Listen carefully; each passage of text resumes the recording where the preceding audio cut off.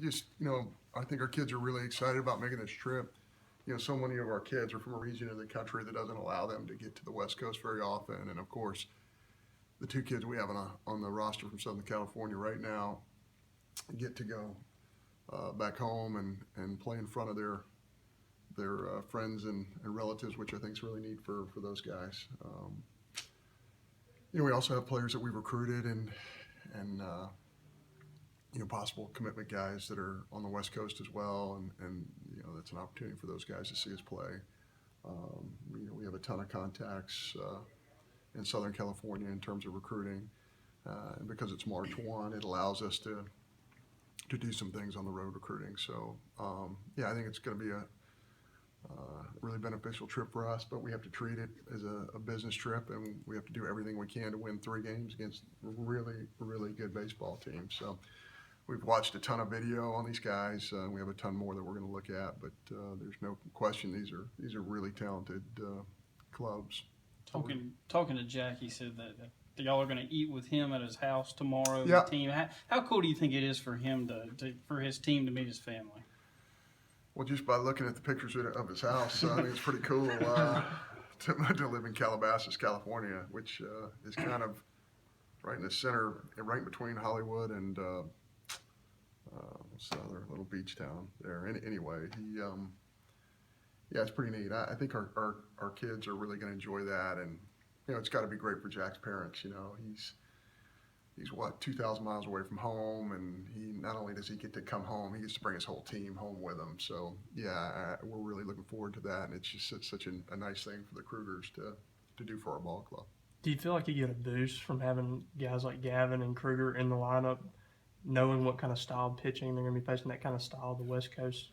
Yeah, I'll tell you the truth. I think all that's overrated. I in terms of style, West Coast, I think we play a lot like Southern California teams do right now. We play in a big ballpark. We do everything we can to promote pitching and defense. And obviously everybody wants to score. It's difficult to score in our ballpark because of the nature of what's happened with bats and balls in recent years. It's college baseball numbers are down in terms of scoring. So I think everybody really plays a little bit more of a, what's called a West Coast style of college baseball. But I think baseball is baseball, and I think that's one of the great things about our kids having super experiences in the summer. Traveling to the Cape Cod League, and we had 4 kids last year playing in California. I think they realize that baseball is baseball when you play with those guys and realize that they're just like you are. And playing teams like UCLA, USC, and Oklahoma, how much better will you think the identity of this team after this weekend?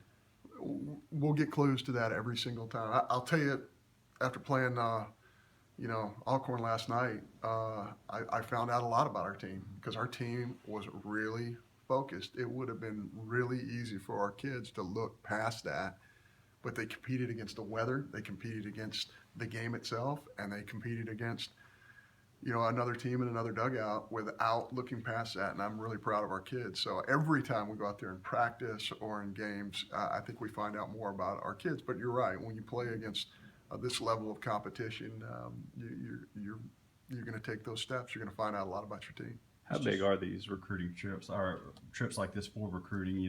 This trip, the one to Arizona, the one to Hawaii a few years ago. How big a tool is that? I think they're important in terms of recruiting, but to be perfectly honest with you, my father always said, don't trust anybody who says that statement of, to be honest with you. that tends to take you in the direction of they're not being honest all the other times. But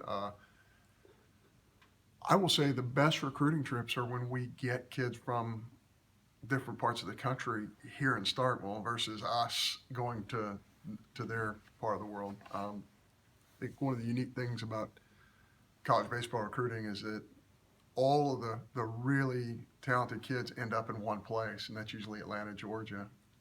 So you're going to get a chance to see those guys compete when they're on the road in a different environment. But getting them here on this campus and having them see what Mississippi State's all about is the biggest thing in recruiting that we do. Just one game on Sunday, but how big is it for 18, 19, 20-year-old kids to get to play in a big league ballpark? It's big. I think our kids will be really excited about that opportunity, and you know what's crazy is I think we're gonna have 11 o'clock start. That's a 9 a.m. start. I'm sorry, that's a 1 o'clock start on our end, but everything in terms of the timing is a little bit different for our kids.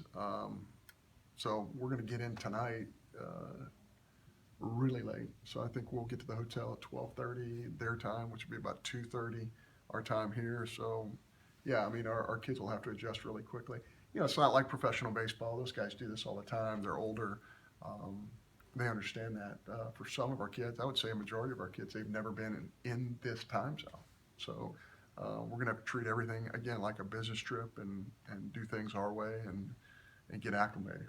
Cody Brown got the start last night. Where do you see him kind of factoring in with all the depth that you have in the outfield and the fact that when he comes to the game, he seems to be able to make plays? Yeah, Cody's one of those guys who makes the most of his opportunities, and he works extremely hard, and he's a leader on our club, and he's going to be a difference maker. I don't think we can do everything we want to do this year without Cody contributing in a big way to our ball club. How anxious are you to see the starting pitching get out there for another weekend? I think it's really exciting. The difficult thing for us is we got to pare it down, and we have to create 3 starters, and we're going to probably make that decision either tonight or tomorrow as to what 3 starters that'll be.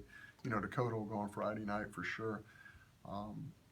The Saturday thing's a little bit different because of who we're playing and the fact that we're not playing a doubleheader. So we'll make those decisions, but I think it's exciting. I think these guys welcome this challenge. And again, coming off the summer that these kids, all of these starting pitchers have had, playing against some of the best teams and the best kids in the country, I think they're really looking forward to it.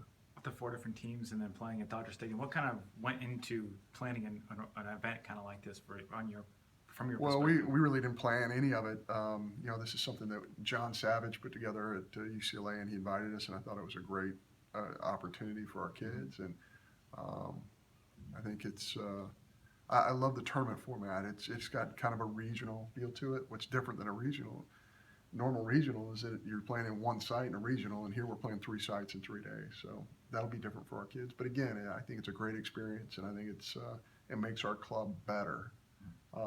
Win, lose, or draw, I think it makes our kids better. And the focus is to try and win every single game. But every one of these experiences really comes into play as you get deeper into your season. So I think this will really pay dividends for us. Kind of off the beaten track here with not really a baseball so much question, but you had a long relationship with Scott Strickland and things, and he had a big honor today, was athletic director of the year named or something like that. But what's made him so good at his post? Well, when you talk about Scott Strickland, you know, I remember when he became the athletic director here. I remember when he came to Kentucky when I was there. He's just smart, and it's hard to teach smart. It's hard to teach, you know, understanding, having just an intuitive understanding of collegiate athletics, and he's got that. Scott makes really good decisions. He every time we have a discussion, I feel like I learn something from him, and I think he's one of the smartest, if not the smartest athletic director in America. And I think we're really fortunate to have him here at Mississippi State. Thanks, John. Thank you. Hey, can I take this one right here? Is it somebody? Sure.